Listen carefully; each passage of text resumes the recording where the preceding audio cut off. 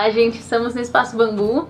Hoje eu tô aqui com o Thiago, da AINE, ele é fundador da Cidade Escola AINE. Thiago, eu queria que você falasse um pouquinho, brevemente, sobre o que é a AINE, para que eu possa, seguir com algumas perguntinhas claro. aí. Grato pelo convite. Fico feliz de estar em Curitiba hoje. Tem uma simbologia muito grande, uma cidade que eu tenho carinho, e a AINE, ela vai se formando conforme a gente vai avançando, vamos entendendo melhor o que ela é. Eu, de um cunho bem pessoal, eu sinto ela como uma permissão de que eu me trabalhe, me cure.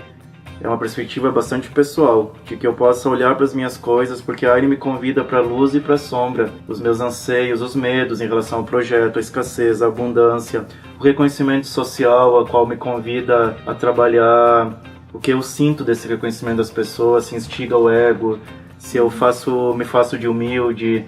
É um trabalho, é muito legal, é uma faculdade. Se eu tô focado em olhar para dentro e não colher os espinhos e as flores de fora. Eu tô focado em olhar para mim. A AINE, assim, eu decidi em algum momento da vida, mas não foi uma coisa que eu senti e decidi. Hoje eu olho para trás e vejo que houve um movimento muito fluido e natural para começar a olhar para dentro. O que eu quero ser, o que eu quero expressar, tal qual eu acredito, me conecto assim, as pessoas artistas, escritores.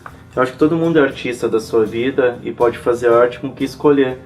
Pode ser artes plásticas, cênicas, música, o que for. A minha obra de arte é essa associação, essa ONG, essa instituição chamada AINE. Eu acordo todos os dias, pego o pincel e vou pintar o quadro. E essa conotação importante de dar a conotação de um quadro, por exemplo, porque eu não quero protestar, não quero constituir patrimônio, não quero mudar o mundo com a AINE, eu só quero pintar o quadro, eu tenho vontade de pegar as cores e brincar com elas. Então a AINE é um quadro pintado por muitas pessoas, a qual mexe com a esperança de muitas, centenas e milhares de pessoas de algo bonito para o mundo, e ela é uma escola para adultos, prioritariamente, que também recebe crianças e que tem o desejo de não existir mais no futuro, que a gente não exista. Porque o que justificaria nós não existirmos? A mensagem da AINE chegar no mundo, não inspirar, não servir de exemplo, mas simplesmente pairar sobre o campo de consciência. Cada pessoa no seu momento sagrado, cada outra escola, cada instituição acessa quando for seu momento, a gente respeita esse momento. Por isso que a gente diz, eu sei que a gente inspira e a gente é um exemplo. A diferença é que eu, não querendo atuar assim, eu confio no fluxo e na perfeição dos movimentos do mundo. A AINE manda uma mensagem de educação, deixar as crianças em paz. Quem precisa de escola são os grandes, que precisam se reeducar. Adultos, empresários, empresárias, classe política, empresarial, docentes, pais e mães. Agroecologia, nós não envenenarmos a natureza, nem o corpo, a terra. Economia consciente, a qual é algo que reverbera muito dentro de mim. A economia, os preceitos delas, ok, a gente não pode agora ser utópico. O preceito econômico, troca, unidade monetária, lucro, é utópico pensar que amanhã a gente muda, mas a gente pode começar com um passinho, que o lucro seja usado para fazer coisas boas no mundo, e não para armazenamento de escassez de pessoas, né? E o quarto item da AINE, que é essa mensagem, é o sagrado, feminino e masculino. Nós nos reconectarmos com as energias masculinas e femininas. Não tem nada a ver com gênero. Tem a ver com o menino passar a ser adolescente, passar a ser homem, passar a ser adulto, e depois que ele é adulto, ele tem condições, só depois disso, de ser um ser humano para a sociedade. Senão somos crianças gerindo a sociedade. Somos crianças de carrões. Somos crianças assinando leis. E o sagrado feminino e masculino é isso, é a mulher se reconectar com a sua ancestralidade, com a sua linhagem, com as suas curas, com a força do feminino, o homem na versão, na questão masculina. E aí nós temos novos adultos, né? Então isso é a AINE, resumidamente. Legal. Então a AINE, ela é uma escola para adultos também, né? E como que isso acaba gerando uma estranheza, né? Uma estranheza nas pessoas, elas ficam, como assim, uma escola para adulto? Porque, né, pro senso comum, a educação é uma coisa feita para crianças, né? Como que essa ideia, ela mexe com o conceito da educação? Sim. Para mim, educação é só um efeito colateral de uma maneira que nós, adultos humanos, podemos nos relacionar com o mundo. Vamos tirar um pouco esse rótulo, essa coisa institucionalizada da educação. Eu brinco, para quebrar bem essa coisa, dado o tempo, dado a imensidão o tamanho, a maravilha que é o universo, o que é a institucionalização da nossa relação com as crianças? É irrelevante, não importa, é secundário, diria. Então, assim, a nossa relação com os filhotes da nossa raça é mais simples, tá? Então, assim, tirou os rótulos. Eu brinco que se um ET de uma civilização muito avançada, que eu não tô falando em esoterismo, é super cosmologia, não temos ainda contato, mas vamos dizer que chegasse, talvez ele iria rir, que a gente vai pros livros para saber o que fazer com os nossos filhotes. E ele até nessa risada amável de sabedoria, mas vocês já pensaram que seria só amá-los? Quer dizer, amar é mais difícil, a gente tem que estudar. Não estudar sobre o amor, a gente estuda no que orbita o ponto nevrálgico, que é a nossa capacidade de nos relacionarmos. Nesse caso que eu falei, é um efeito colateral à educação, porque é como nos expressamos e nos relacionamos com as crianças, com as futuras gerações do nosso planeta. É difícil desassociar para mim de que eu não consigo, como eu me expresso com uma criança, com um filhote, com um ser humano recém-chegado no planeta, independente do que cada um acredite de onde veio essa criança, mas ele recém chegou. Como eu desassocio isso da forma que eu me relaciono com o dinheiro, da forma que eu me relaciono com os animais, que eu me relaciono com a natureza, com a terra, e na forma que eu me relaciono com o meu corpo, com a minha família e os meus entes. Para mim é 360 graus, no sentido que é difícil escolher algo para você expressar.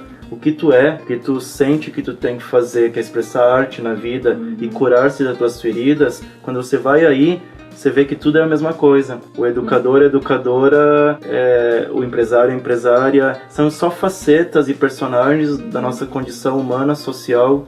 O Raul Seixas dizia na música Ouro de Tolo que e você ainda acredita que é um doutor, padre ou policial, contribuindo com sua parte para o nosso belo quadro social. Você ainda acredita que é um doutor, padre ou policial? Você ainda acredita nisso? A gente é outra coisa, a gente é só uma máscara, um personagem. Então não vistamos o personagem da educação, do educador, não usemos essa máscara. A gente é o que é, e quando você está dentro de si e sabendo e olhando uma criança, a gente tende, talvez, eu sinto assim, respeitar e deixá-la em paz. Então nosso preceito nessa parte educação é deixar em paz, tal qual a natureza. Deixa em paz, tal qual os animais, deixa em paz. E a comunidade, o dinheiro, use para as coisas, para fazer a terra sorrir. E o teu corpo, honra e deixa ele em paz. Sim. É tudo a mesma coisa. Não dá para você focar a lanterna só em algo.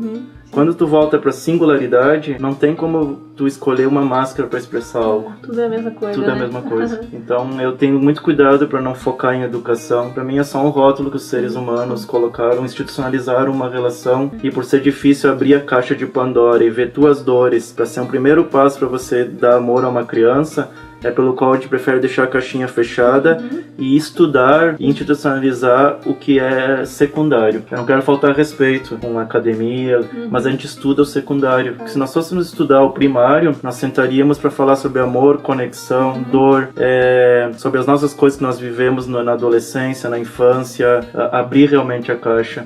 Eu sonho que a universidade, com muito respeito e carinho, mas que as universidades foquem no que é importante. Na educação, cura dos educadores. Falar sobre sexualidade, sobre puberdade, que os educadores já de idade mais avançada, sobre o que é a menopausa, o homem, sobre como é o homem quando chega nos 40 e 50 anos, o vazio que ele sente.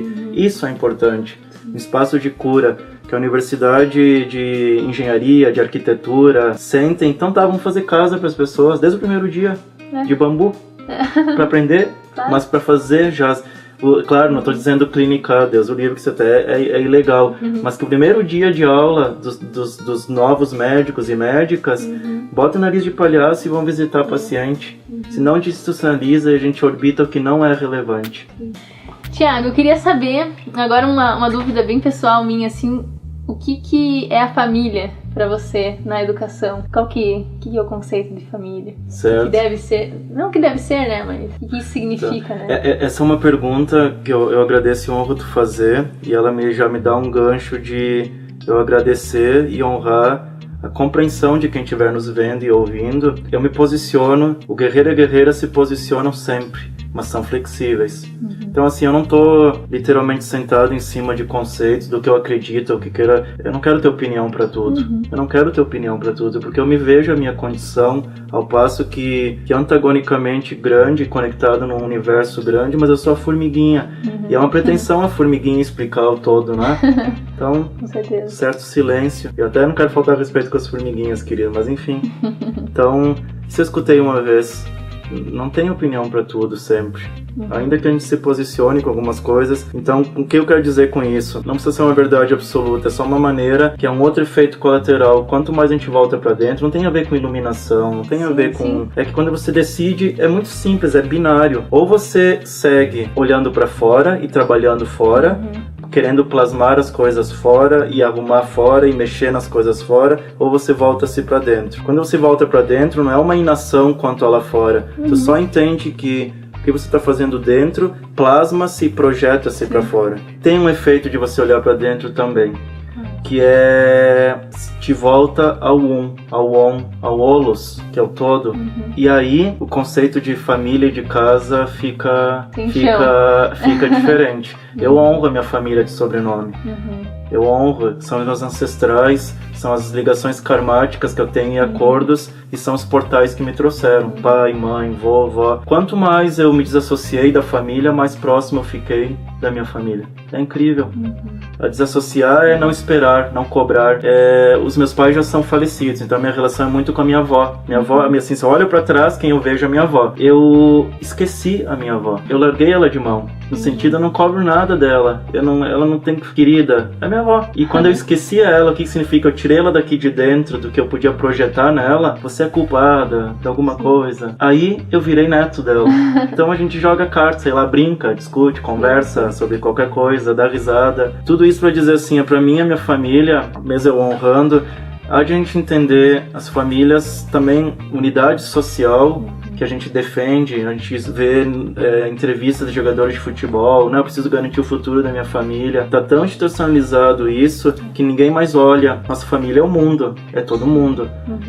Talvez para dar um exemplo tribal dos índios, eles não têm isso bem claro. É a comunidade, ainda que tenha laços afetivos com esposa, com filhos, mas você ter laço afetivo com determinadas pessoas, que é o nosso conceito familiar, ainda assim não precisa confundir-se com o que você defende perante o todo, a comunidade. A gente defende bastante a nossa unidade social família em detrimento da comunidade.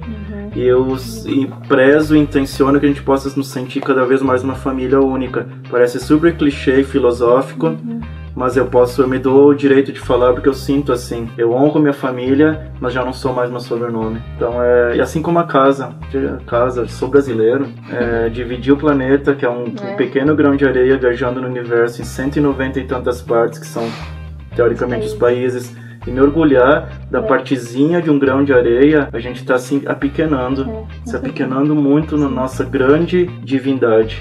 E eu sou do planeta Terra, um planetinha errante. Planeta, a etimologia da palavra, significa errante. Eu sou de um lugar, de um astro errante, orbitando um sol médio, uma estrela, mediana. O sol tem proporção média e ela é adolescente, o sol. Ela não é nem novinha, nem já idosa, né? A gente pode perder o chão se conectar com essa amplitude das coisas, mas pode ser que também dê muito chão. Depende de como a gente quiser sentir. Muda o ponto de vista, né? Bom, e nesse processo todo, tanto pessoal quanto de construção da Aine, o que você considera mais importante, assim, que te acompanhou desde o início e te acompanha até agora, que sem isso não seria possível, né? Sim, fé não religiosa, né? Podia ser, não tem problema algum, mas fé de que tá tudo bem, que algo me conduz e que eu tô a serviço. Há oscilações, às vezes a gente fica mais inseguro quanto a isso e mais descrente, talvez, mas é que hoje ressoa muito isso. É incrível que dá certo. Então a fé que a gente é conduzido, ser conduzido é diferente de ser ajudado. Porque se, não, me ajuda. Sim, a gente tem que ser grato, agradecer as ajudas do universo, tudo. Mas quando você sente-se que é conduzido, te joga um pouco mais, assim, há uma condução maravilhosa. Se tu estás nisso, se tu estás nesse fluxo, que fluxo? Que a tua existência faça bem pra Terra. não precisa constituir grandes patrimônios, fazer mega projetos. Tu já faz bem pra terra se tu estiver honrando ela e se tu estiver querendo se curar das tuas coisas. Então eu não quero conectar com grandes feitos. A gente indo embora daqui, tendo olhado pra dentro e tendo a noção de que a gente veio se curar, que a gente tem um aprendizado muito bonito em 30 e poucos mil dias. 30 e poucos mil dias é uma vida humana, dá mais ou menos 80 anos. Já tá bom. A missão em si é passar esses 30 e poucos mil dias de uma maneira consciente e atento ao aprendizado. Então é isso, tem me ajudado, que eu não quero dar conotação de autoajuda, nada. Calo aperta aqui, eu tenho muita coisa a olhar das minhas sombras, mas me sentindo conduzido por algo maior, porque daí eu não fico regurgizando-me em relação aos meus feitos ou sabedoria. Vai tomar um monte de decisão errada. Claro. Tem que tomar 200 decisões por dia. Vai sair uma boa quantidade ruim. Mas quando te coloca no serviço e sendo conduzido, a gente relaxa um pouco. E eu sinto assim que é uma responsabilidade, né, a gente escolher esse caminho assim do olhar pra dentro, né, é uma coisa que te coloca assim bem na escuridão, né, como você falou, numa sombra, mas ao mesmo tempo que você tá nessa escuridão, as coisas ficam mais claras, as coisas ficam mais fáceis, né? Sim, eu escuto muito nos nossos encontros que a gente faz da escola com professores, professoras, né, entusiastas da educação em geral, sempre vem uma frase recorrente. Eu vim de um encontro de ontem à noite. Ontem à noite eu escutei essa frase, eu tô me sentindo leve, as pessoas dizem. Só que o que nós estamos conversando é super profundo e denso. Sim. E essa é uma centelha divina, um amor que paira. Parece incrível esse paradoxo amoroso, que você vai na escuridão e na sombra, só te resta expressar a luz. Exato. Tu vai no denso, só te resta sentir-se leve. Porque parece que quando a gente inconscientemente quer ficar na superficialidade, é ali que a gente sente vazio e densidade. Quando a gente quer ficar na luz, é ali que é perigoso, porque é ali que a sombra aparece. Então, essa decisão de você responsabilizar-se por ti, ela é ruim, assim, ao primeiro olhar, porque ela te tira o chão, porque não há quem botar culpa mais. E a gente criados, né, nossa criação, nossa cultura, nos tiram a autonomia, sacam o direito de escolha e, consequentemente, a responsabilidade, porque quem escolhe tem responsabilidade. Vem no pacote. Sim. Se tu não escolhe, te eximem da responsabilidade. E quando te tira a responsabilidade, te dá um outro presente, que é a possibilidade de culpar alguém. E a gente pega esse. Porque é inconscientemente confortável eu achar bodes expiatórios na vida. Aí a gente começa a achar que é culpa de alguém, sempre. E é tão louco isso, é tão no automático e é tão oculto, ainda que a forma que eu tô falando parece claro, que a gente, se a gente não coloca atenção, chegou na 80, 90 anos de idade e você pode fazer uma lista, tanta gente que você acreditou que era culpado de algo na tua vida. Esse é o antagonismo do assumir a responsabilidade, é quando tu caminha pelos teus pés e não é mais culpado o pai, a mãe, nem o familiar, nem o namorado, nem a namorada, nem o presidente, nem eu não sou advogado de presidente, mas ninguém é culpado. É você assumir a responsabilidade e entende que lá tá te expressando algo que tá dentro de ti. Ninguém é mais corrupto que eu, Thiago, porque a corrupção é uma energia a qual eu tenho o potencial de acessá-la. Não é que tu é mais corrupto que eu. Não, o problema é você que é corrupto. Eu não sou, eu sou honesto. Essa é uma armadilha. Então eu assumo a responsabilidade de que é bem provável que eu seja corrupto, para que eu não expresse daí essa energia. E por isso que a gente tem a tendência, é tão desconfortante inicialmente estar nessa condição de você assumir a responsabilidade, de não procurar gurus, mestres e livros que te digam o que fazer na vida, porque já tá ali para quem botar a culpa também. É tão automático a gente estar nesse conforto de estar fora de casa, que é o coração, viver fora de casa, na rua, procurando referências externas, procurando que alguém te diga o que fazer, procurando culpados, e voltar para dentro, num primeiro momento, causa medo. Que medo? Inconsciente. O ego sabe que vai doer. Então o que o ego vai fazer? Te colocar longe desse movimento. A gente não rechaça o ego, a gente talvez realoca ele de função. O ego é muito, a gente fala tanto nele, egoísta, egocêntrico, ego, e cria um monstro. Ele é um protetor da psique humana para que a gente sobreviva. Então ele tem uma atividade extremamente nobre, manter a gente vivos.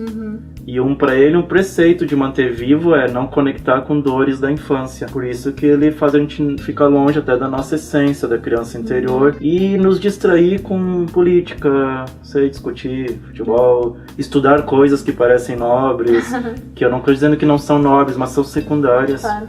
E quando você vê a tua vida, o circo que foi formado, o cenário formado da tua vida, eu estava comentando, é tão desconfortável às vezes essa decisão de você olhar para dentro e assumir a responsabilidade, que o ego vai nos proteger, vai nos colocar em situações de ficar anestesiados e numa operação de vida de proteção. A soma dessa minha tendência pessoal a estar protegido das dores e das coisas que importam, essas inter-relações dos meus protetores e da minha proteção com a sua, com de todo mundo, cria essa sociedade que é um cenário, né, armado pra gente ficar ali na ilusão, na superfície, como uma grande malha de proteção pra gente não ir lá onde importa. Por isso, quando a gente começou numa pergunta anterior sobre a educação, a sensação que eu tenho sobre isso é que a gente tá lá onde não é o que parece que é o centro, o core do coração, o centro. Sim. A raiz da coisa. Bom, então é isso. Galera, a gente fica por aqui. Obrigada, Thiago, pela tua participação. A gente tá aberto aí pra quem quiser bater um papo legal aí sobre um assunto que vocês achem interessante. Entre em contato com o Espaço Bambu, caso queiram saber mais. E é isso, espero ver todo mundo aí num próximo vídeo. Obrigada pela atenção. Mais uma vez, obrigada, Thiago. E é isso.